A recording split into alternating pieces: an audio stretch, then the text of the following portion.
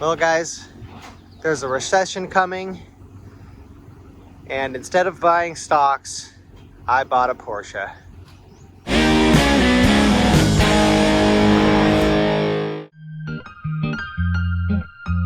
It is the crack of dawn, and the new ride is apparently here. It would seem that the truck driver drove all night to deliver it here. There she is, right there. Let's get this car off the trailer. Wow, guys, there she is. 2005 Porsche Boxster S. Manual transmission, 6-speed. And it just arrived here from Oregon, where it was stuck for weeks. Oh, I can't wait to drive this thing. Look at that, comes with Michelin Pilot Super Sports. Hey, not too shabby. On the front and the rear. Hey, that's not bad when the car comes wrapped in Michelin Pilot Sports already. Wait, look at that tread on those though. It's not gonna be driving in the rain. While we've got it up here, we can see the underside. And it looks like there's no leaks, which is always a good thing. It's dry there. And it looks like it's dry all the way down. Hey, that's always good when your German car doesn't leak. Ooh, look at these red calipers. That's really cool. Okay, well, it definitely has the smoking Porsche Boxster issue. Whew, look at that smoke. Oh my gosh. He's gonna let it warm up, which is nice. Okay, well, the oil stopped. So what it probably is probably oil in the air box, which is a common problem with these. So hopefully that's easily fixable. It's definitely got some wear on it, being that it has 143,000 miles on it. That's to be expected. Engine sounds good though. I don't hear any valve train issues or anything like that, which is always good. Definitely smokes. Car's coming off the trailer, baby. The moment we've all been waiting for. Oh yeah. Here we go.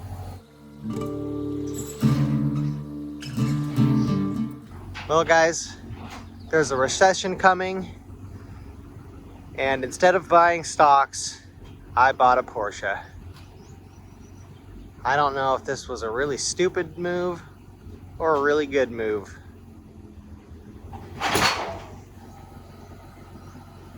He's like, I don't like people filming me doing this, probably.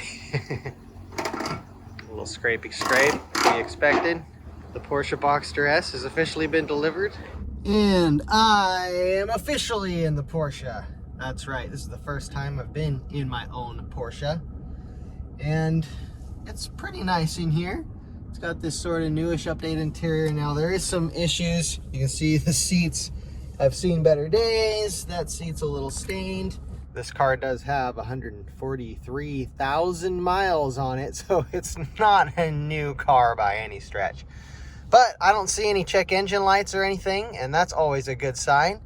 And we have a third pedal. Oh, now you can see the third pedal. That's right. This is a 6-speed manual, and this is the first 6-speed manual or manual sports car I've ever had. I'm about to take this car for a quick test drive, my first test drive after I already bought it. Not recommended. And hopefully it works. Not recommended. This is my first drive in the Porsche Boxster S, and already I can tell you it really badly needs an alignment. It does not drive straight. So, you know, typical stuff. Off to a great start here. The engine feels really good. The transmission feels pretty darn good. I'll let you guys know if I find anything else that is going to need some work, which is very likely. Watch the steering wheel. As soon as I get into the higher speeds, oh God, look at that freaking wobble on that steering wheel. That is bad. That's not what you want to see. This car is in serious need of either some tire balancing. Oh, look at the steering wheel. That's not good. It should not be bouncing around that much. So my guess is either out of round or unbalanced tires, or we might potentially have a suspension problem. I'm not sure which one, but this car is going to have to go into the shop and it's going to have to get looked at before I can take this to the Spring Enduro. It does feel like the clutch maybe is nearing the end of its life, so that's not ideal, but it still works, so that's good. The handling of this car feels really good. It's really tight when the steering wheel's not wobbling, and it feels like maybe my suspension bushings are fine, hopefully, crossing my fingers. I think we've got a good car to start with here. It's going to need a little bit of TLC, but it's going to make a great autocrosser, and that's what I bought this car for, was to autocross. So let's take her back home, start a list of things I'm going to need to start working on, and start getting this car put back together. Well, on top of all that, the key doesn't work. Hopefully that's just a dead battery. Put a new battery in here, and it still doesn't work. It's lighting up and nothing's happening. So it would appear this is broken. I've taken this key and I put it in the ignition, and I held this button while turning it into the on position, and the center lock button didn't blink, but check this out. Now it works. Yay, and that works. Oh, I heard it pop, and that works. All right, all the buttons work. Hell yeah. First item fixed. Okay, I got the hood up and we found a new problem. The hood doesn't stay up. So, those shocks there are gonna need to be replaced. And inside here, that's not what you wanna see. I don't know what that is, but that's really gross. I am not real stoked about that scenario. I don't know what all this junk is back here, but you generally don't want to see parts disconnected in your car. So we're gonna have to figure out what all that is. Oh boy. Here's the back of the Boxster S. Oh good, this one actually stays up, and there's nothing scary back here. There's a little bit of, I don't know what that is. That's where you put your oil in your washer fluid maybe, or maybe your coolant, I'm not sure. But this looks all right back here. Not a huge trunk, but since you've got a frunk and a trunk, you're all right. You can check our water level here. It looks like we're at the minimum point, which is all right, I guess. These cars are always projects. I pulled this out of the frunk, and this looks really gross, but all it is the original Porsche tire sealant. Be kind of cool to keep this, but I'm throwing it in the trash. She sure is a beauty, but unfortunately, she is completely dead. It won't start, it won't lock. The key is literally stuck in the ignition because the car won't release the key. That's how dead it is. You can see here that I've tried to jump the car using this point here and this point here, and that won't even work. The car refuses to acknowledge that it's getting power. This button here that normally pops the front hood where the battery is under isn't working, and Porsche didn't put a manual release for the front hood in this car. So if your battery's dead, you can't open your hood to access your battery, which is why they put this in here, but this isn't working. I'm gonna have to remove this wheel, and apparently under this liner here, there's an emergency release cable for the hood. So at least there's that. Let's hope that that's not damaged like everything else on this car, and let's hope we can get this hood open so that we can put a charger on it so that we can get the car started. Sheesh.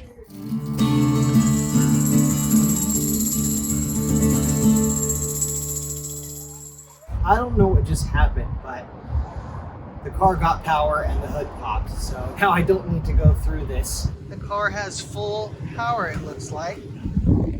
The windshield wipers are going, the blower's going. Oh my gosh. Radio still doesn't work. The car has power now, randomly, and I don't know why it all of a sudden has power. And it looks like it's got good power too. It does say PSM failure, so I don't know what that means. I think it's Porsche Stability Management or something like that. And there's a button here too that says PSM off. So that's probably not good. Let's see if I can start the car. And let's see. Oh my gosh, it starts right up. Doesn't sound like it's low on power at all. I don't get it. Why would the car not have power for a day? Zero power, I mean none. And even plugged in to the jump points, it wasn't getting power. We still have a lot of problems with this car that we need to figure out. Just to show you guys how carelessly this car looks like it was worked on, look at this. Instead of unbolting this bolt, somebody just broke this panel off here, and now it doesn't stay. It's always better to be patient with this stuff and do it right than it is to do stuff like that. I have the fuse box all installed back here, and I've got the fuse manual out, and one of the first things you want to check usually is the fuses, and sure enough, if you look here above my thumb, there are 3 fuses for the PSM. Now, I use the map on this page, and that is these last 3 of this third row C here. So a 10, a 15, and a 25. And if you look here, right here, there's a 10, and a 25. So this is not the right fuse for this slot. This should be a 15 amp fuse, and this is a 10 amp fuse. Goodbye. Well, it's not blown. Let's put that one in there like that. Okay. I don't know who worked on this last, but a bunch of these fuses were wrong. A bunch of them were blown. Here's a couple 7.5s that are clearly blown. You've got a couple 10 amp fuses here that were in the wrong spots. A bunch of missing ones. The good news is this has been all set up and verified according to this chart that came with the car. And I've looked at each and every one of these and they all look good. So hopefully we can get this car started, and hopefully some of these things that are not working are going to work again. This is the first start after fixing all the fuses. Let's see if we get some of our stuff back. Okay, that's different. Okay, car started great. PSM failure. Oh my gosh, I just replaced those fuses. Let's see if the radio works. No, the radio still doesn't work. Oh my gosh. Let's see if the home links buttons work. Nope. There should be LED lights coming out of this one here, and it's just dead. No power. Oh my goodness, that fixed nothing. I just took the car around the block and the PSM symbol actually went away. It said it was off, and then I turned it on, and then the error went away. So I think maybe the cause was jacking the car up and maybe turning the car on while the car was jacked up. I don't know. Could have been anything. But now it works. The fuses are all right, and I'm going to take this car over to the local Indy mechanic. But first, since I have a few minutes, I'm going to go ahead and swap out these hood struts so I don't have to use things like that to hold the hood up.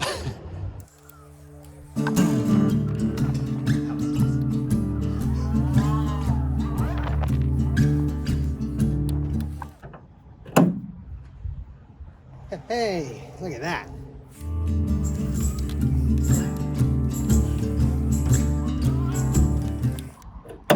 Boom. That's it. Now the hood stays open. Another part of the car is fixed. I just pulled the battery cover off, and look at that. That's not what that's supposed to look like. It's supposed to look like that. So I'm going to tighten that up, and I imagine that will likely solve our dead power issue.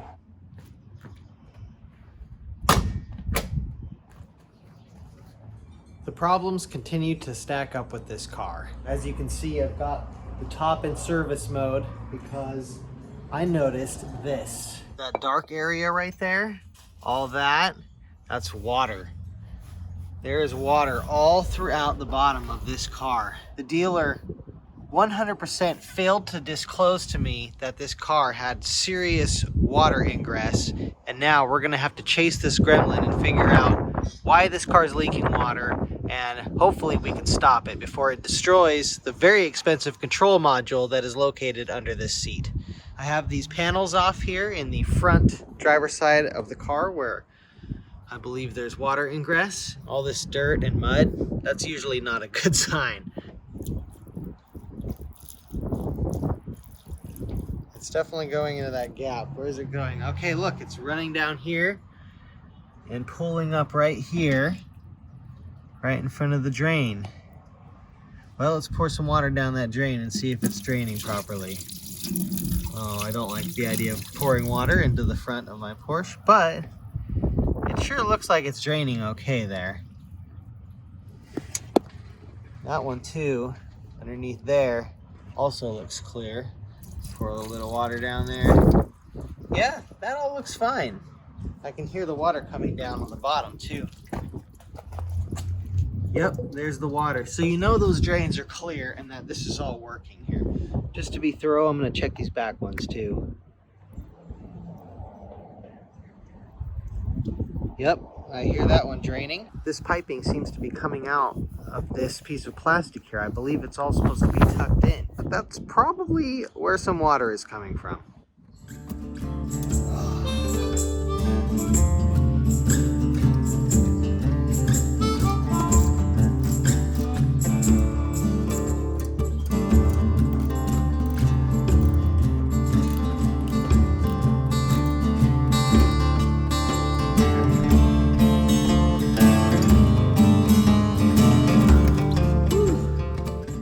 That's one driver's seat out of a Porsche Boxster. This is a very, very expensive control module. And when water comes in here and floods this and gets these wet, you have to replace these, and it's very expensive. This one, I believe, was recently replaced. It's kind of floppy too, so it looks like this was probably improperly installed. I see some tabs here. So based on everything else I've seen on this car, it's not surprising. You can see it's a little dark here. This is actually still wet. This was wet a few nights ago, and I believe the car is leaking from the roof here, unfortunately. Luckily, I've got this garage here to put it in for now, but we need to let this dry out.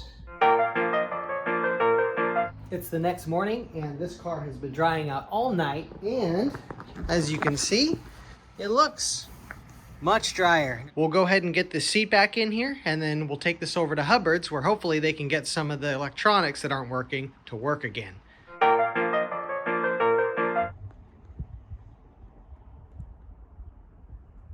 Nice. Lotus Elise. Ooh, that thing's nice. Sick. And it's got the same interior as the Tesla Roadster, because whoa, I'm not doing that. Wasn't me. I don't know what this car's doing. It's doing something. I didn't touch it. Oh man. I think I prefer my battery.